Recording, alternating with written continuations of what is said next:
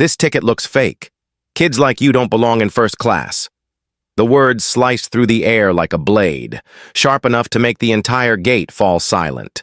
Passengers froze. Conversations stopped mid-sentence. A few phones were already lifted, cameras rolling. Before we dive deeper, where are you watching from? Drop your city in the comments. And if you believe everyone deserves respect, like and subscribe. This story will stay with you. Ava Thompson stood there, just 14 years old, clutching her boarding pass with both hands, her heart pounding so loudly it drowned out the terminal noise around her. Horizon Airways, Flight 214 to Chicago, her first solo trip home after a youth leadership conference in Washington, D.C. She had rehearsed everything in her head, boarding smoothly, finding her seat, texting her mom that she was safe. But nothing had prepared her for this. The flight attendant at Gate C23, Karen Mitchell, stared at Ava like she had just caught her trying to steal something. Her voice was loud, cold, sharp enough for everyone nearby to hear. "Don't waste my time. Sweetheart, I've seen plenty of kids like you trying to sneak into first class with fake tickets. Not today." Ava's cheeks burned hot, but her father's voice echoed in her mind. "Stay calm. Ava, always stay calm." She swallowed hard, forcing herself to speak softly and politely. "Ma'am, this ticket is real. My dad's office booked it for me. Could you please check the system?" She tried to hand the boarding pass over again, her fingers trembling. But Karen didn't even look at the computer. Instead, she held the ticket up to the light like it was counterfeit money, frowned deeply, and let out a loud, exaggerated scoff. Then, with one quick motion, Karen ripped the boarding pass right down the middle. The sound of tearing paper was louder than the boarding announcements, louder than the rolling suitcases, louder than Ava's own heartbeat. Gasps filled the air. A man in a business suit stopped walking and stared. A mother nearby pulled her little boy closer, whispering.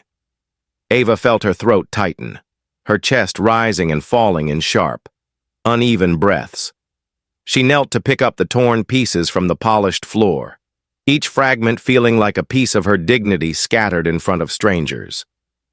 Karen turned away as if nothing had happened, waving the next passenger forward. "Next. Let's keep the line moving," she said, ignoring the growing crowd behind Ava. But people were already murmuring, some shaking their heads, others pulling out their phones to record.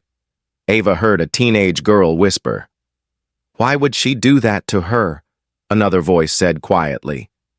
"I think that kid's crying." Ava blinked rapidly, refusing to let tears fall. She wouldn't give Karen that satisfaction. She stepped aside, standing near the wall as dozens of eyes lingered on her, some pitying, others curious. Her chest felt heavy, her hands clenched tight around the useless scraps of paper.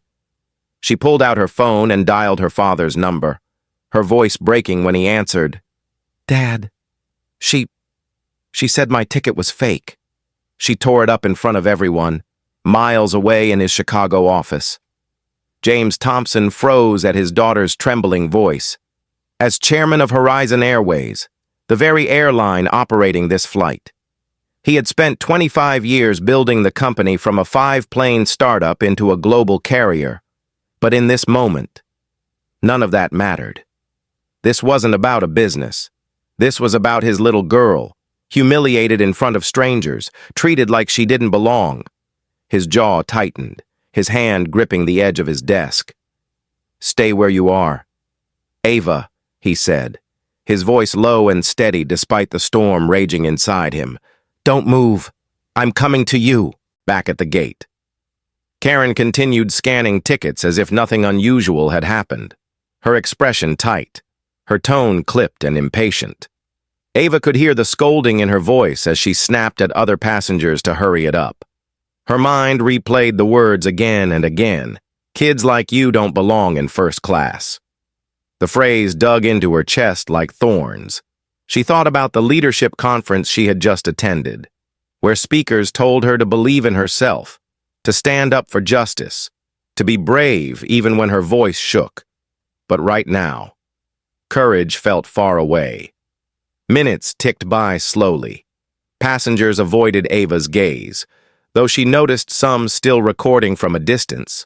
She wrapped her arms around herself, trying to make her small frame even smaller, wishing she could disappear. Her backpack, stuffed with conference notes and a tiny souvenir for her mom, suddenly felt heavier than ever. Then, the whispers around her grew louder as a tall, sharply dressed man walked quickly through the terminal, flanked by two Horizon staffers. His presence turned heads immediately. James Thompson had arrived. His fitted navy suit caught the light. His polished shoes clicked against the floor, and his face was carved in stone. People didn't know who he was yet, but they felt his authority instantly. When his eyes met Ava's, she rushed into his arms. He crouched slightly, holding her tightly, whispering softly, "I'm here now, sweetheart. You're safe." But when he stood again, his expression hardened, and his gaze locked on the boarding counter. The crowd seemed to hold its breath. He walked straight to Karen, his voice low but sharp, the kind of tone that sliced through pretense without needing to be loud. "Are you the one who tore up my daughter's boarding pass?" Karen blinked, her confidence wavering for the first time.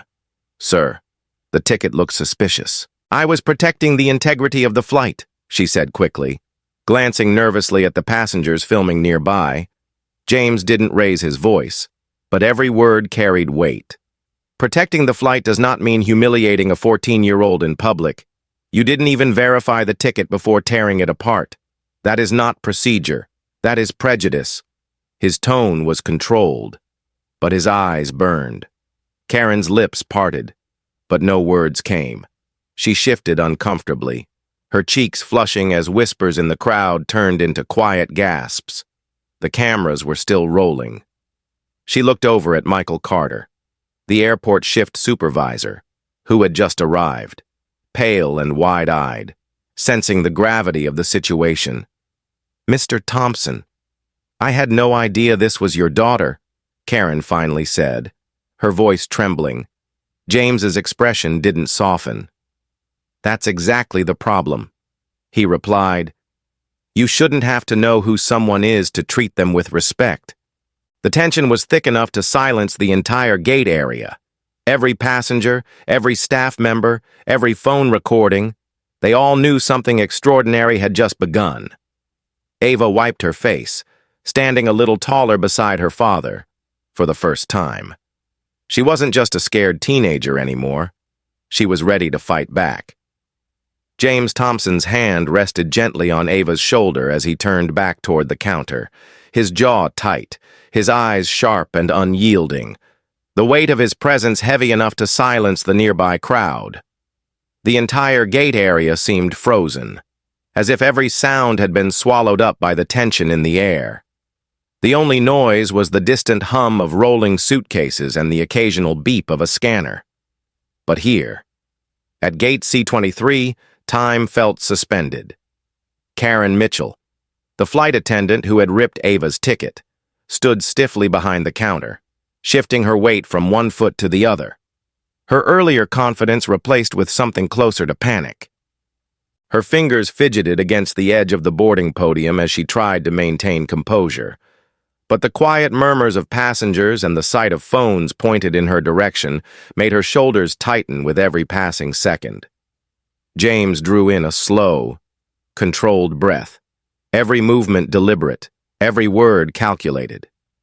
"You humiliated my 14-year-old daughter," he said evenly, his voice low but carrying across the small crowd. "You tore up a valid boarding pass without verifying it in the system. That's not protecting security. That's destroying trust." Karen swallowed hard, her lips pressing into a thin line as she avoided his piercing gaze. "Sir, I thought I was following procedure," she said, her tone quieter now, far less certain than before. "The ticket looked unusual, and she's a minor traveling alone. I was trying to make sure everything was safe. Her explanation hung in the air, but it felt hollow, flimsy, unsupported by facts or process. James's expression didn't change, but his silence spoke volumes. Ava, still clutching the scraps of her torn boarding pass in one trembling hand, stood beside him, watching, her chest rising and falling with sharp, uneven breaths. Her humiliation still clung to her like a second skin. But standing next to her father gave her a fragile sense of safety she hadn't felt since the moment Karen's words first cut through the air. Michael Carter, the airport shift supervisor, finally arrived, his face pale, his tie slightly crooked from rushing down the terminal. He stopped abruptly when he saw James and instantly straightened his posture. "Mr. Thompson, sir," he stammered, his voice betraying a mixture of shock and nervousness. "I wasn't aware you were here. What's happening?" James turned to face him slowly, his tone sharp but controlled. "What's happening?" he said, gesturing slightly toward Ava.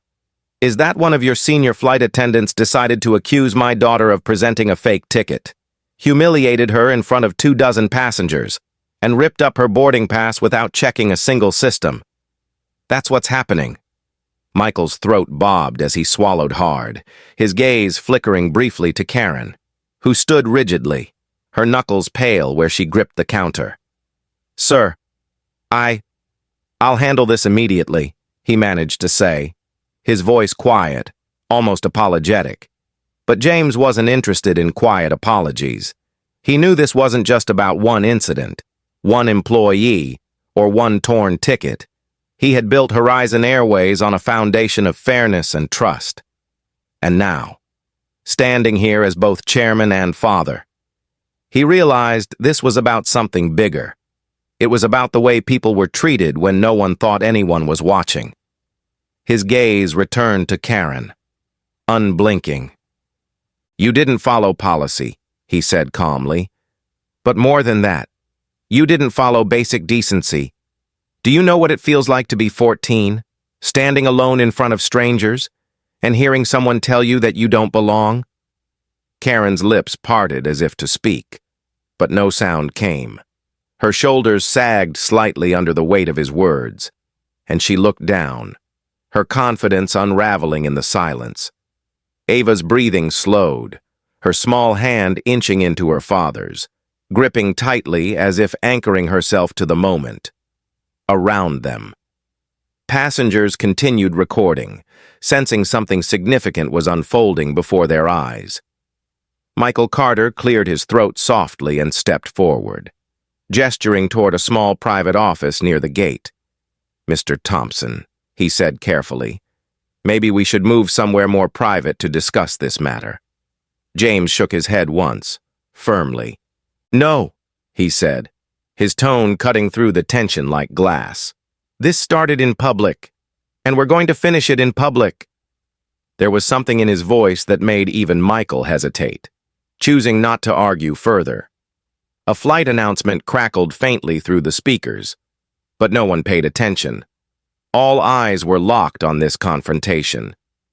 Karen finally exhaled, her voice trembling slightly. I didn't mean to humiliate her." "Sir," she said, attempting a softer tone, "I've been working here 15 years. I've seen every scam you can imagine. I thought I was doing the right thing." James's expression softened for the briefest moment, but only slightly. 15 years, he said quietly, almost to himself, before meeting her eyes again. Then, after 15 years, you should know better. Experience doesn't excuse bias. If you couldn't trust your instincts, you should have trusted your system. You didn't. Karen opened her mouth, then closed it again, her jaw tightening, for the first time. She seemed to understand the gravity of what had just unfolded, not just for herself, but for the airline she represented. Ava glanced up at her father, sensing his controlled fury, and whispered softly, "Dad, I just want to go home." The sound of her voice, small and tired, seemed to slice through James's anger like a blade. He crouched slightly, resting his hands gently on her shoulders. "You will," he said softly, his voice steadier now. "You will, sweetheart, but this isn't over yet." Standing again, James turned back toward Michael. "I want a replacement ticket issued immediately," he ordered, his tone brooking no argument. Michael nodded quickly, already pulling out his tablet to reissue the pass. While glancing at Karen as though silently warning her not to say another word, Karen stepped back slightly, folding her arms defensively, her jaw set tight, but her gaze fixed firmly on the ground. Within minutes, a new boarding pass was printed and placed carefully into Ava's hand, the Horizon Airways logo gleaming faintly under the harsh fluorescent lights. She clutched it tightly, as if holding on to something more than just paper this time. It felt like reclaiming a small piece of her dignity. But James wasn't finished. He stepped back toward Karen, his voice quiet but deliberate, his tone carrying an unmistakable finality. "This isn't the end of this conversation," he said evenly.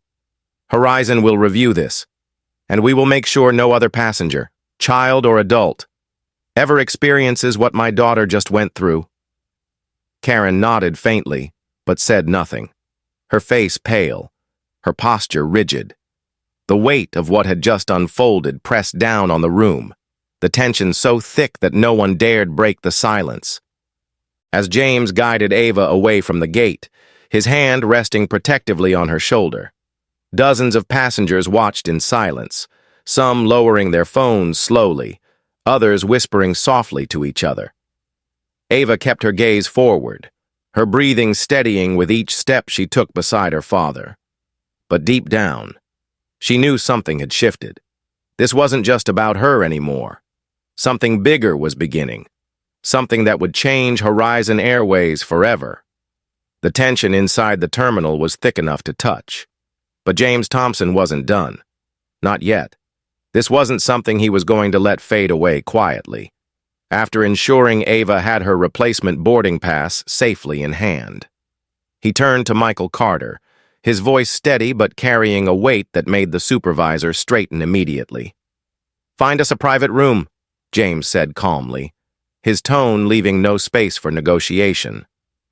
Within minutes, they were ushered into a small office near the gate, its beige walls lined with flight schedules and policy manuals, a place built for routine procedures, but now charged with the weight of something far more significant. Ava sat quietly in one of the chairs, her small hands folded tightly in her lap, her new ticket resting on top of them like a fragile shield, while James stood beside her, his imposing presence filling the room. Across from them, Karen Mitchell entered slowly, her earlier sharpness completely gone, replaced by a tight, uneasy composure. She clasped her hands together, avoiding James's eyes, and leaned slightly against the edge of the table, as if trying to ground herself in something solid. Michael closed the door softly, glancing between them, his posture tense, knowing he was walking a razor's edge between managing his staff and standing in front of the airline's chairman. For a long moment, no one spoke, the quiet settling heavily in the room until James finally broke it. "Karen," he said, his voice controlled but layered with restrained emotion. "I want to understand exactly what you thought you saw." She shifted uncomfortably, glancing briefly at Ava before looking down at the floor. "Sir," she began hesitantly, I thought the ticket was fake. It was printed on premium stock. It looked different from the others. And she's a minor, traveling alone." I panicked. Her words came haltingly, her voice carrying a fragile defensiveness, but James caught something underneath them.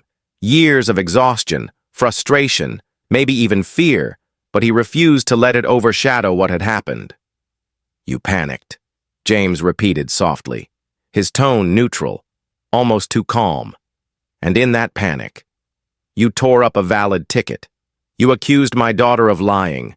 You humiliated her in front of strangers, and you didn't check a single system before making that judgment. Karen swallowed, her lips pressing into a thin line, her silence saying more than words ever could. Ava shifted slightly in her seat, her fingers twisting around the edge of her boarding pass, her chest tightening as her father's words washed over her. She wasn't used to seeing him like this, quiet, deliberate, but carrying a weight that felt heavier than anger. Michael cleared his throat, stepping forward cautiously, trying to ease the tension.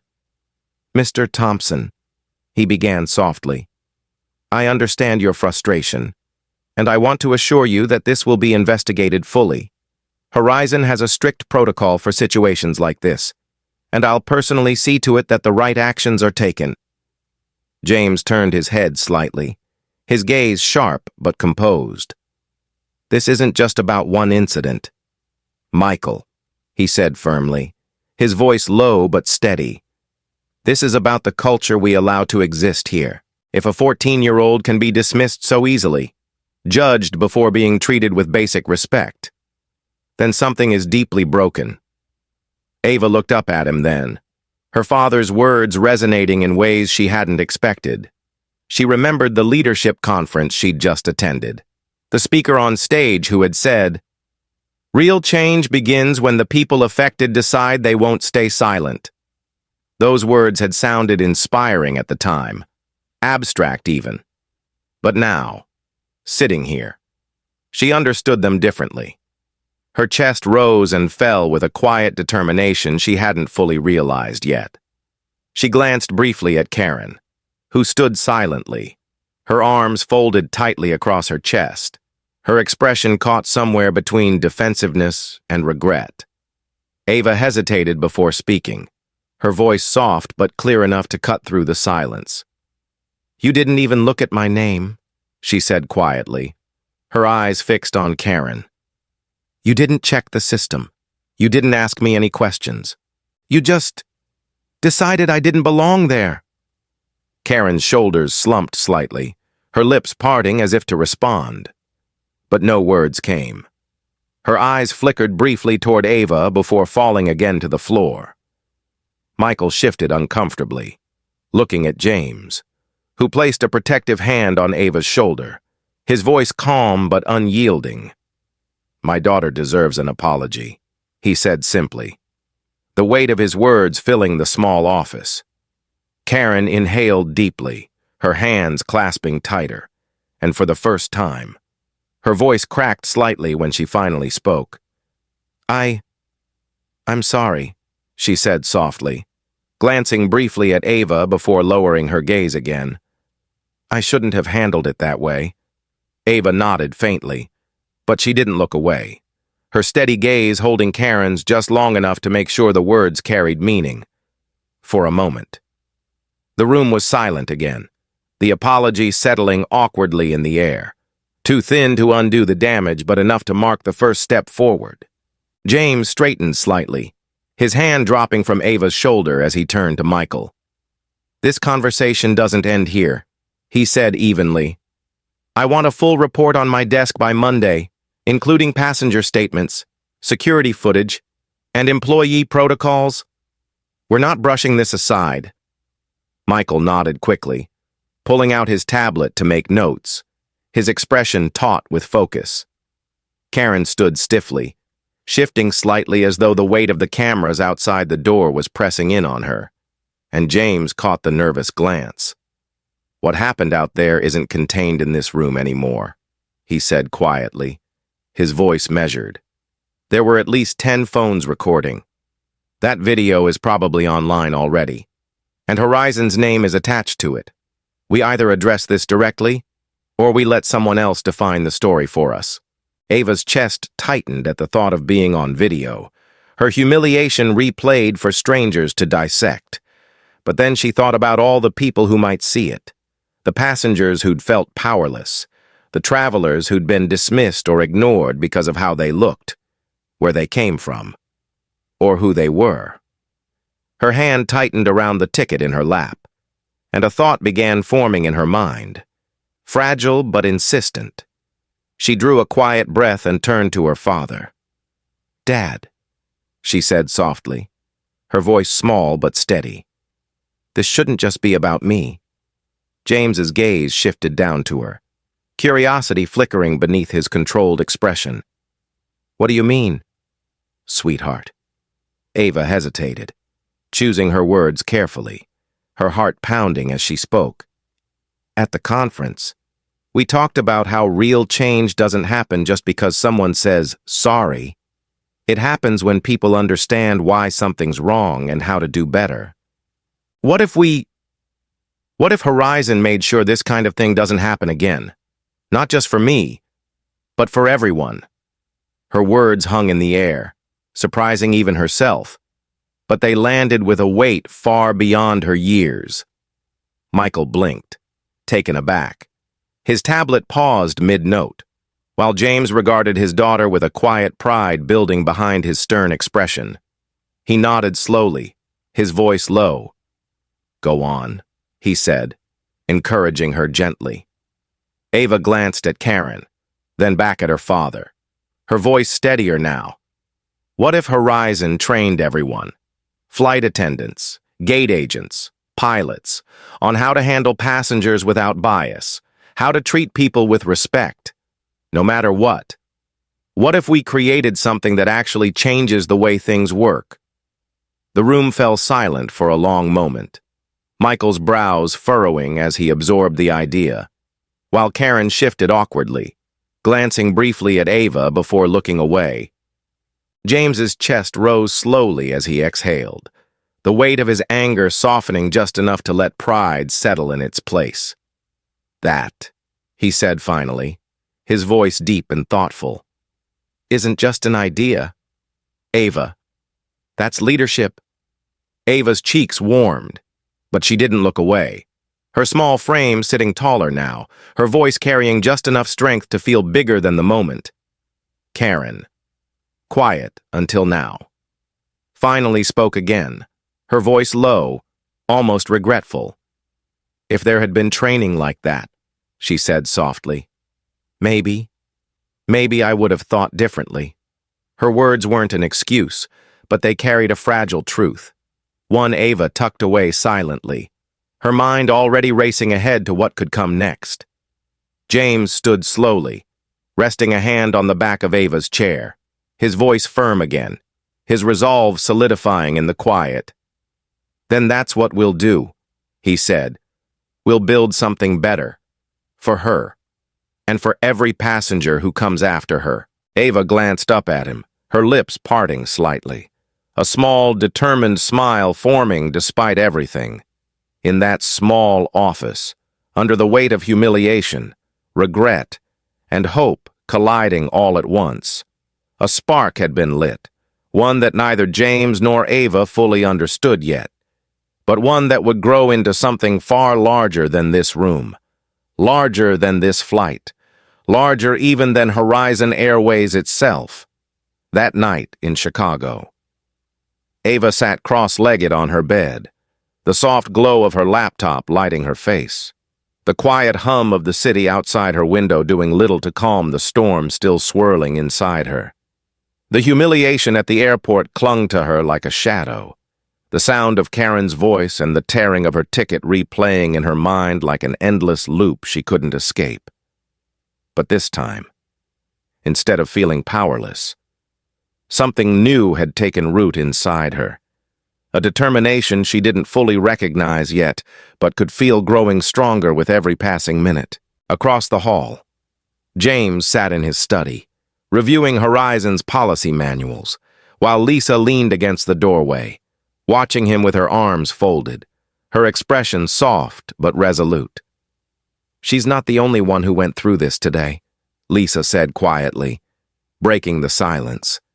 "There are thousands of passengers just like Ava who never have someone there to fight for them." James sighed heavily, closing the folder in his hands and leaning back in his chair, his jaw tightening as he stared at the ceiling for a long moment. "I built Horizon to connect people," he said finally, his voice low, almost bitter. "But if we're letting bias dictate who feels welcome, Then we've failed before we've even taken off. Lisa crossed the room and rested a gentle hand on his shoulder. Then fix it, she said simply, her tone carrying that steady conviction he'd fallen in love with years ago. Meanwhile, upstairs, Ava clicked into a video call with Malik Jones and Sophia Rivera, her closest friends from the Youth Leadership Conference just days earlier. Malik, with his ever-present notebook and analytical mind, leaned forward on his desk, adjusting his glasses, while Sophia sat cross-legged on her floor, her energy vibrant even through the grainy camera. Ava hesitated for a moment before speaking, her voice soft but steady. "I want to do something," she began, the determination in her tone surprising even herself. "I don't want what happened to me to happen to anyone else." Sophia leaned in immediately, her eyes wide, her voice full of empathy. "Ava, what that flight attendant did was wrong," she said firmly. "But this is bigger than her. This is about how people are trained, how they're taught to treat passengers. If Horizon isn't teaching that, then of course things like this happen." Malik nodded thoughtfully, flipping through a few pages of his notes. "I've been reading studies on unconscious bias," he said, his voice calm and measured. "Companies that implement effective diversity and empathy training see a 30% improvement in customer satisfaction and almost 50% fewer passenger complaints." Ava raised her eyebrows slightly, impressed by the numbers, but her focus stayed sharp. "Then we make a program," she said firmly, her voice growing more confident with each word. "Not just some seminar no one pays attention to. Something real. Something that changes how employees treat people." Sophia grinned, leaning back and clapping her hands softly. "That's what I'm talking about," she said. "Role-playing scenarios, real stories, case studies, not just boring slides about rules." Malik adjusted his glasses again, his pen moving quickly across the page. "We can build modules that focus on empathy, de-escalation techniques, and recognizing bias," he added. "I'll handle the research. Sophia can work on the creative approach." Ava smiled faintly, a flicker of excitement breaking through the lingering ache of the day. For the first time since the airport, she felt like she was taking back control. Hours passed as they brainstormed ideas, their voices overlapping as they mapped out what would become the foundation of Horizon's first company-wide diversity and anti-bias training initiative. Ava wrote furiously, capturing their ideas into a shared document, interactive workshops, passenger testimonials, scenario-based training exercises, and follow-up assessments to measure long-term impact. By midnight, they had the skeleton of a proposal, something tangible, something real. Downstairs, James walked into the kitchen to find Lisa reviewing an early draft Ava had printed. Lisa looked up at him, her expression a mix of pride and awe. "You need to see this," she said softly, sliding the document across the counter. James picked it up, his eyes scanning the first few pages slowly, his brows lifting slightly with each line. By the time he finished, he looked up, speechless for a moment before letting out a quiet breath. "She's 14, he said finally, shaking his head slightly. 14, and she's thinking bigger than some of our board members." Lisa smiled faintly, resting her chin on her hand. "You didn't raise her to be silent, James. You raised her to lead." The next morning, Horizon's HR executives received an email request for a meeting, the subject line reading, "Diversity Initiative Proposal, Urgent Review." When Ava walked into the meeting room later that afternoon, flanked by James and Lisa, several executives exchanged curious glances, some skeptical, some intrigued. Margaret Evans, one of Horizon's most influential board members, leaned back in her chair, her perfectly manicured hands folded neatly in front of her as she arched an eyebrow. "Mr.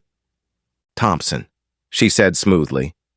"I wasn't aware we were bringing teenagers into policy meetings now." Ava froze for a split second, but James placed a reassuring hand on her back, giving her the smallest nod, taking a deep breath. Ava stepped forward, holding her printed proposal tightly in both hands. "I know I'm young," she began, her voice quiet but steady. "But what happened to me at the airport happens to other people too. Maybe not in the exact same way, but passengers are being judged, dismissed, and humiliated because of who they are or how they look. That's not what Horizon stands for. At least, that's not what it should stand for."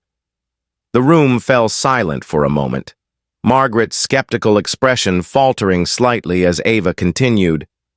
"This isn't about blame," she said carefully. "It's about change. We can build something better. We can lead the industry by showing every passenger, no matter their age, their race, their background, that they're valued." Malik and Sophia joined the call via video conference, presenting their research slides on passenger satisfaction, employee retention, and long-term profitability tied to diversity initiatives. Companies that prioritize empathy and training outperform competitors by nearly 20%, Malik explained, his tone precise and professional. Sophia followed, adding, "This isn't just about avoiding lawsuits or bad press. It's about Horizon becoming an example of what every airline should be." Margaret leaned back slowly, her gaze shifting from Ava to James and back again, tapping a manicured nail softly against the table as she considered their words. "And how much is this going to cost us?" she asked finally, her voice smooth but laced with challenge. Ava held her ground, gripping her proposal tightly, her voice steady despite the knot in her stomach. "About $5 million for the first phase," she said. "But it saves money long-term. Fewer complaints, higher employee retention, stronger customer loyalty." James stepped in then, his voice calm but authoritative. "She's right," he said firmly. "This isn't a cost, it's an investment. If we don't lead the change, someone else will, and Horizon will be left behind." The room stayed silent for several long seconds, tension hanging in the air like a fragile thread. Then, slowly, Margaret nodded once, a faint, reluctant smile tugging at the corner of her lips. "All right," she said finally, her tone softer than before. "Let's see what this teenager can do." Ava exhaled a breath she didn't realize she'd been holding, her fingers loosening slightly around the papers in her hands. For the first time since that humiliating moment at Gate C23, she felt something shift deep inside her. Not just relief, but hope. What had started with a torn ticket and a public humiliation was beginning to turn into something much larger, something she could barely comprehend yet. This wasn't just about Horizon anymore. It was about every passenger, every employee, every unseen moment where dignity could be lost or protected. And Ava Thompson, just 14 years old, was ready to fight for it. 2 weeks later, Ava Thompson stood in the lobby of Horizon Airways headquarters, the towering glass building overlooking Lake Michigan casting long shadows across the polished marble floor. Her heart pounding so hard she could hear it in her ears as she clutched the neatly bound proposal in her hands.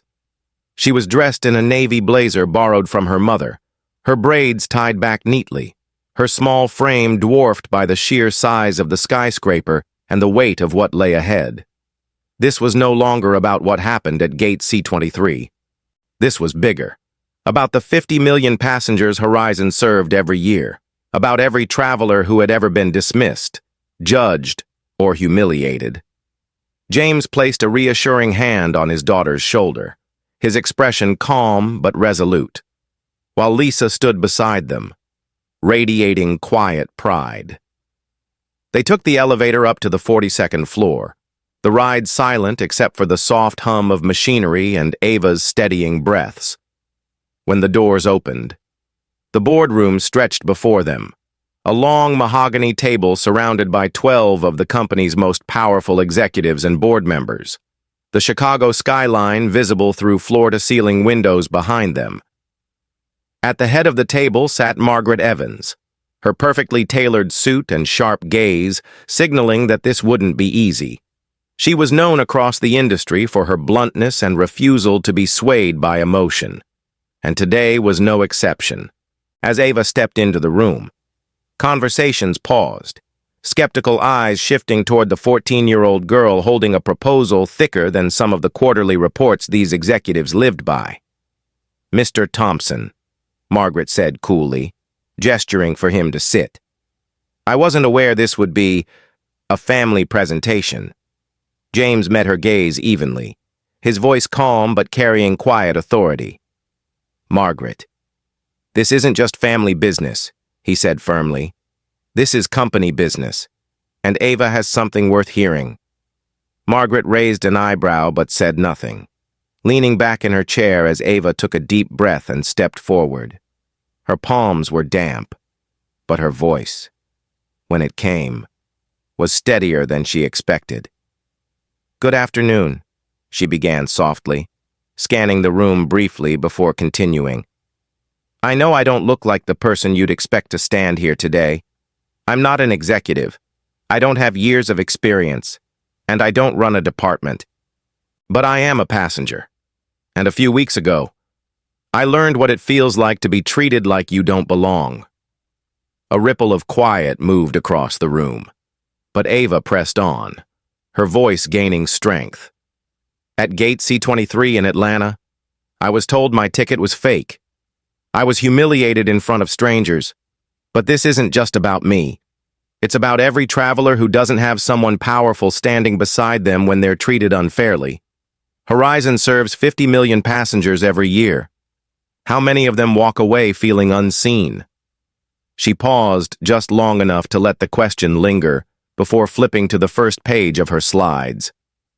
"This proposal is about making sure that doesn't happen again." The screen lit up with the title, Horizon Inclusion Initiative, Building Trust Through Training. Ava walked the board through the program she, Malik, and Sophia had spent weeks creating interactive workshops, role-playing scenarios, real passenger testimonials, and measurable assessments to track employee progress.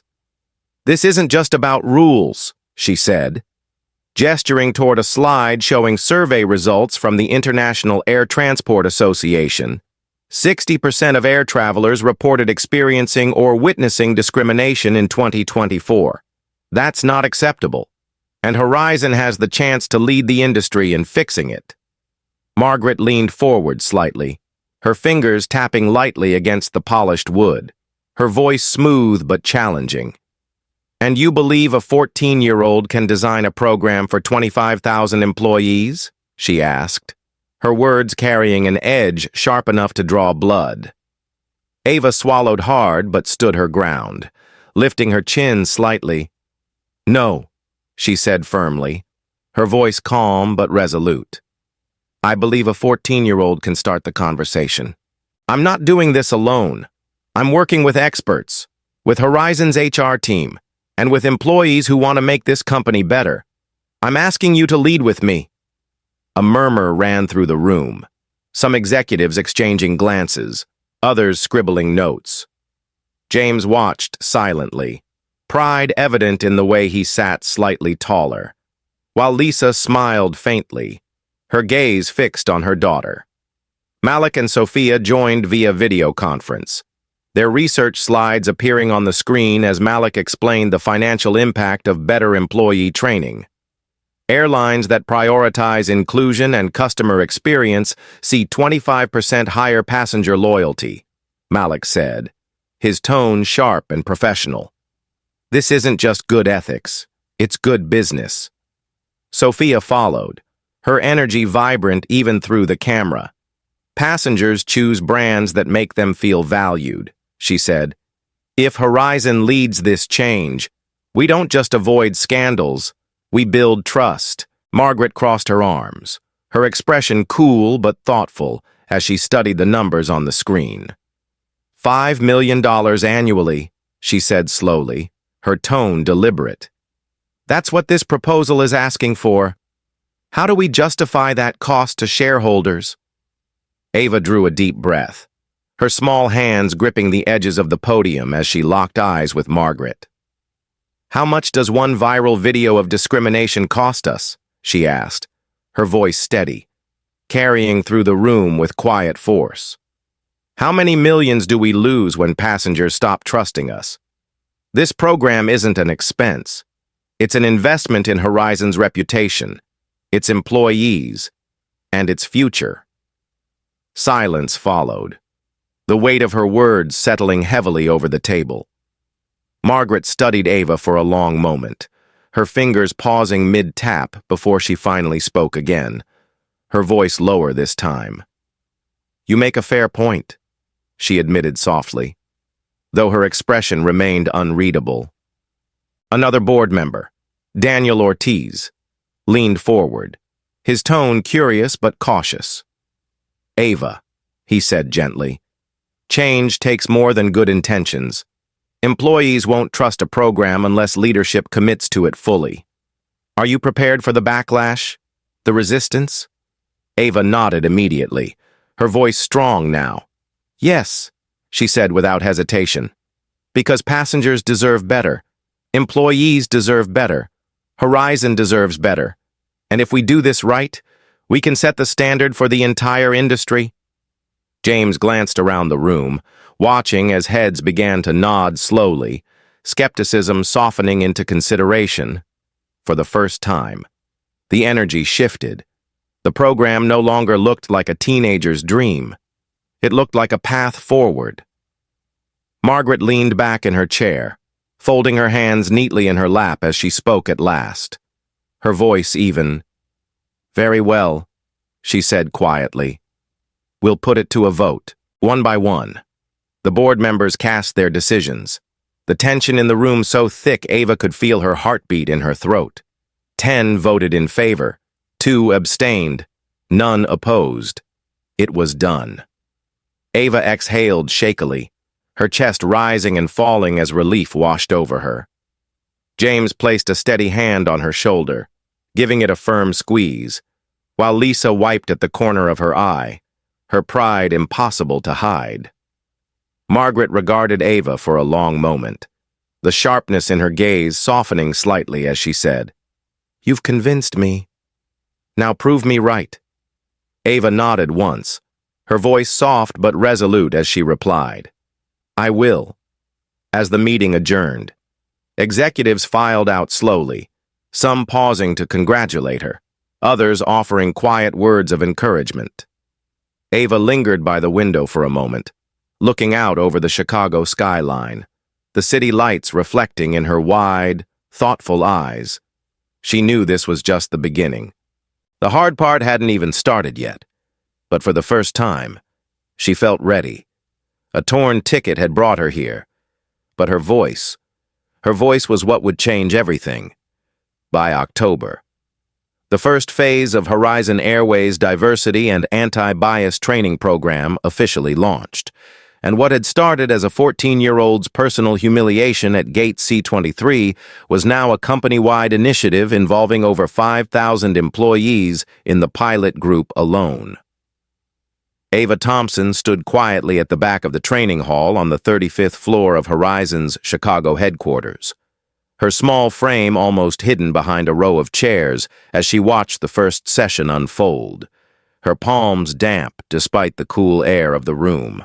On the massive screens, the training videos played footage of real passengers sharing their stories, moments of subtle dismissals, assumptions, and outright discrimination they had faced while traveling.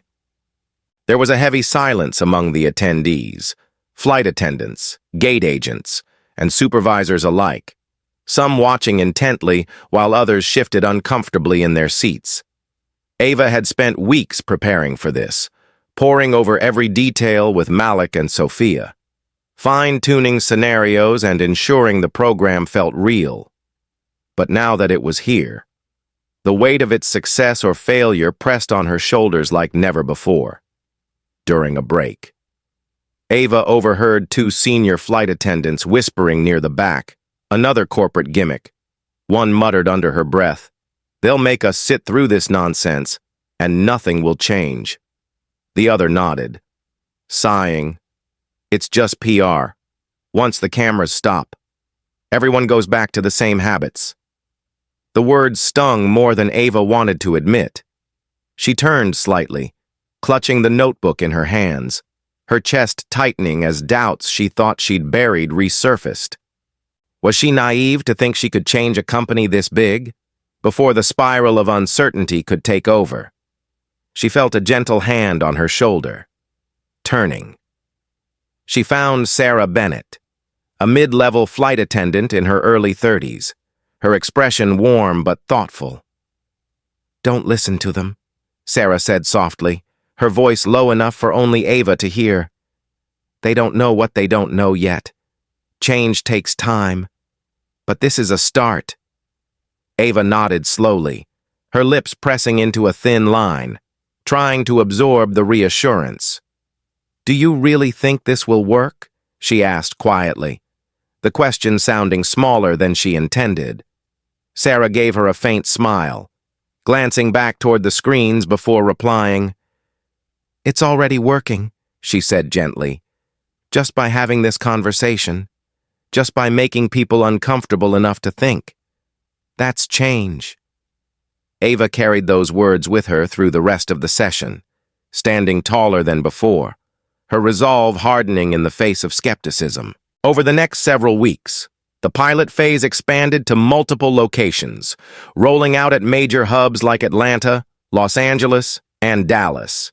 Feedback poured in, some positive, others brutally critical. Reports showed that 85% of participants claimed a better awareness of unconscious bias after training, but 10% called the program unnecessary, and 5% refused to participate altogether.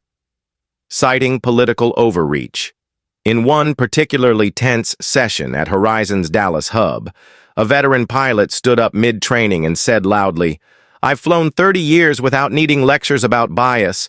This is just corporate nonsense." His words rippled through the room, emboldening a few others. But Ava, watching via live stream from Chicago, saw Sarah step forward calmly, her voice firm yet respectful as she addressed the man. "Captain," Sarah said evenly, "I've been here 12 years, and I thought I treated everyone the same too. But last month, I realized I rushed through interactions with certain passengers without even knowing why. This training showed me that, and if someone like me can still learn, I think we all can." Her words carried through the tense silence. And slowly, the pilot sat back down. Ava smiled faintly, watching from her screen, a swell of gratitude blooming in her chest for Sarah's courage. But while parts of the company embraced the change, others resisted quietly, and Ava began to understand something her father had warned her about weeks earlier. Systemic change is never smooth. One afternoon, James called Ava into his office, his expression unusually serious as he gestured for her to sit across from him. "The HR team finalized the decision," he said softly, sliding a single sheet of paper across the desk. At the top, in bold letters, was Karen Mitchell's name. Ava stared at it for a moment, her throat tightening, her fingers brushing against the edge of the page but not picking it up. "She's been terminated," James said gently. "It was unanimous. Her record showed multiple complaints from other passengers, patterns we couldn't ignore." Ava nodded slowly, her emotions tangled, relief, anger, and something else she couldn't name. Part of her felt justice had been served, but another part ached with a quiet sadness she couldn't shake. "She wants to meet," James added carefully. "She asked for the chance to speak with you before she leaves." Later that day, Ava stood outside a small conference room on the 27th floor, her hand hovering near the handle for several long seconds before she finally pushed the door open. Karen sat at the table, dressed simply, her shoulders slumped, the once sharp edge of her demeanor replaced with something Ava hadn't seen before. Vulnerability. For a moment. Neither spoke. The silence heavy until Karen finally looked up, her voice quieter than Ava had ever heard it. "I wasn't trying to hurt you," she said softly, her words slow, deliberate.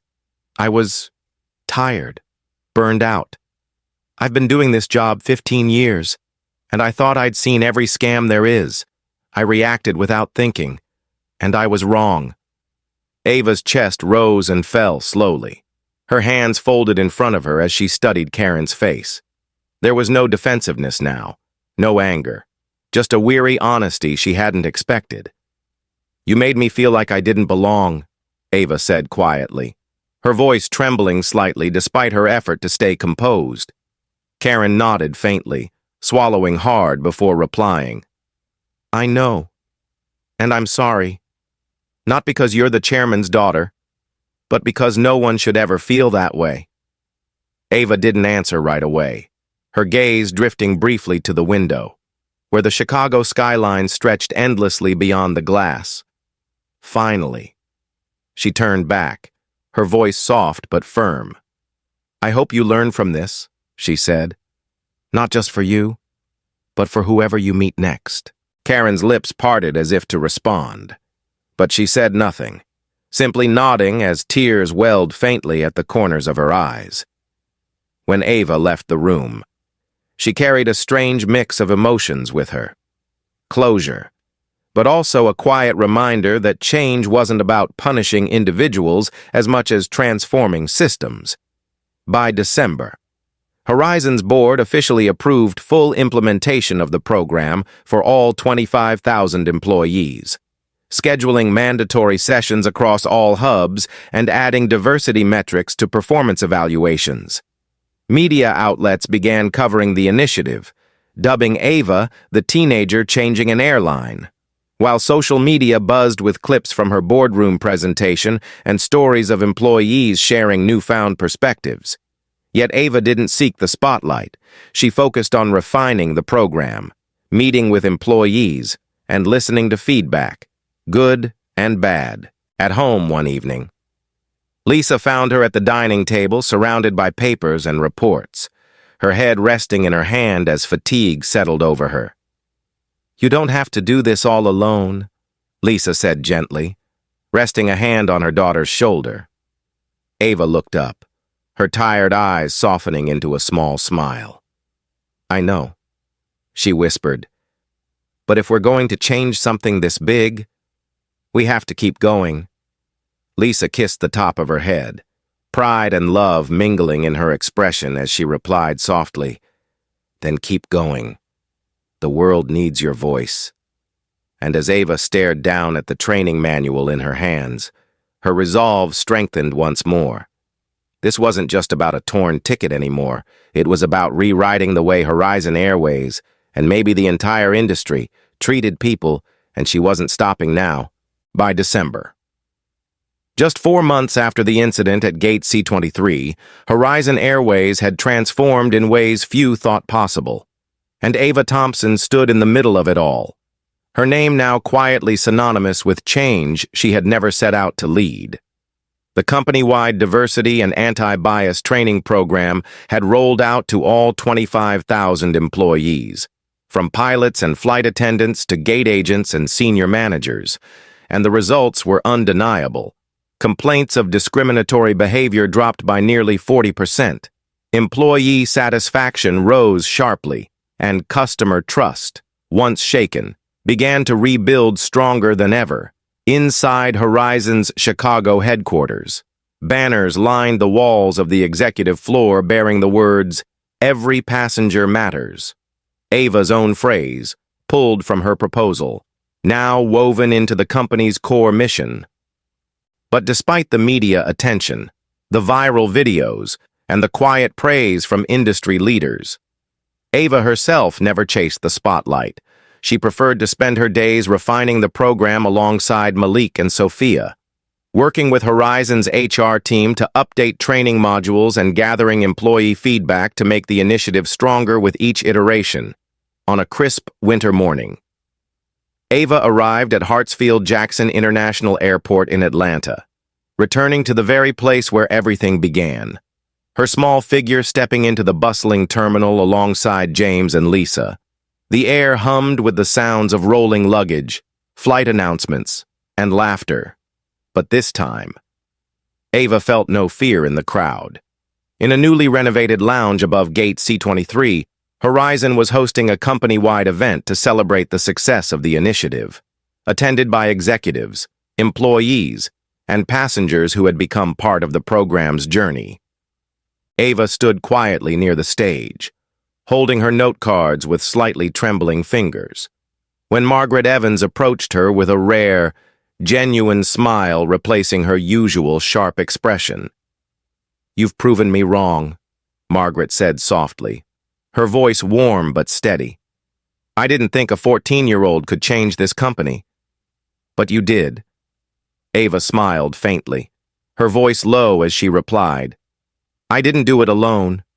She gestured toward Malik and Sophia, who stood nearby, and toward Sarah Bennett, the flight attendant whose story had become a cornerstone of the training program, inspiring hundreds of her peers to examine their own biases. As the event began, James stepped to the podium first, his deep voice steady but tinged with emotion as he addressed the packed room.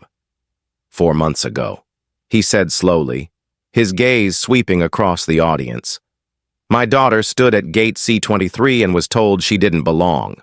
Today, because of her courage and the collaboration of so many of you, Horizon stands as a leader, not just in aviation, but in fairness and dignity."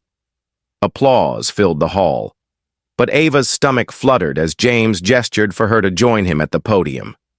She took a deep breath, stepping forward under the soft glow of the lights, her voice small but clear as she began to speak. "When this all started, I was embarrassed, angry, and confused," she admitted, her fingers gripping the edges of the podium. "I thought what happened to me was just one person being unfair. But then I realized it was bigger than that. It was about how people are taught to see others, how they're trained, or not trained, to treat them with respect.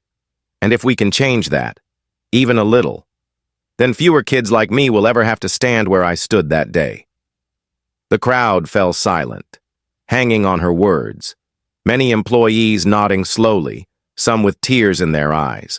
Sarah Bennett stepped forward after Ava, sharing her own transformation through the program. "I thought I treated everyone equally," Sarah said softly, her voice carrying across the hall. "But I learned I was rushing through certain interactions, making assumptions without even realizing it. This program opened my eyes, and I'm proud to say I'm a better employee and a better person because of it." Her words drew another wave of applause, and Ava felt her chest swell with quiet pride, knowing Sarah's story would inspire others to keep changing too. But amidst the celebration, there were reminders of the pain that had sparked it all. Karen Mitchell's termination had been finalized weeks earlier, yet her name still lingered like a quiet shadow on the edges of conversations. Ava thought of their final meeting, the regret in Karen's voice as she admitted her mistakes, and a small part of her hoped Karen would find her own path to healing beyond Horizon. Later that afternoon, as the event concluded, a small group of reporters approached Ava, their microphones angled toward her, eager to capture her story for the evening news. One of them asked, "Ava, what does it feel like to be called the teenager who changed an airline?" Ava hesitated, glancing briefly at her parents before replying simply, "It's not about changing an airline. It's about changing how we see each other.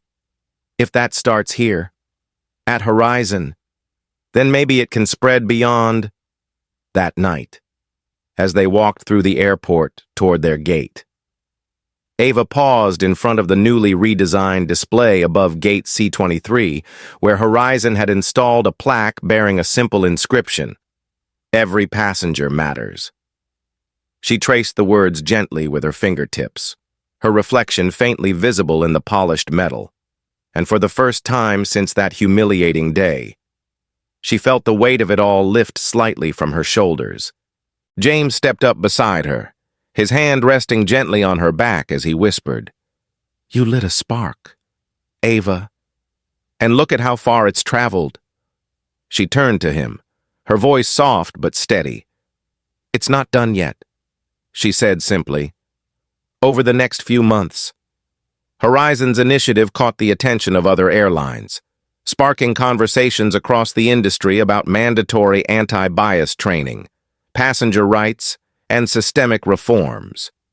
Ava was invited to speak at youth leadership summits and aviation conferences, often standing alongside industry veterans decades older than her, her calm voice carrying a wisdom that belied her years. She met passengers who shared their own stories, some heartbreaking, others hopeful, each one reinforcing why she'd started this journey in the first place. Back at school, Malik, Sophia, and Ava became local heroes. Their project featured in newspapers, podcasts, and TV interviews. But for Ava, the real victory was quieter. It was seeing the small shifts in the people around her, the employees she met during training who thanked her for opening their eyes, the passengers who felt seen for the first time. In March, Horizon reported record-high customer satisfaction scores, citing the program as a key driver of loyalty and trust. Yet Ava remained grounded, her focus always on the next step, knowing there would still be resistance, still moments of doubt, still people who didn't understand why any of this mattered. One evening, sitting at the kitchen table with her laptop open, Ava looked up at her parents and said softly, "I want to take this further. Not just Horizon, other airlines, other companies. I want to help people see each other better." James exchanged a glance with Lisa, pride and awe mingling in his expression, before replying, "Then we'll build it together." And as Ava leaned back in her chair, gazing out the window at the quiet Chicago skyline, she realized that what began with a torn ticket had grown into something far greater than she had ever imagined. A movement built on empathy, fairness, and dignity. The incident at Gate C23 would always be part of her story, but now it was also the foundation of something bigger, a promise to keep pushing for a world where no passenger, no child, no person would ever again be made to feel like they didn't belong. Thank you for watching this story until the end.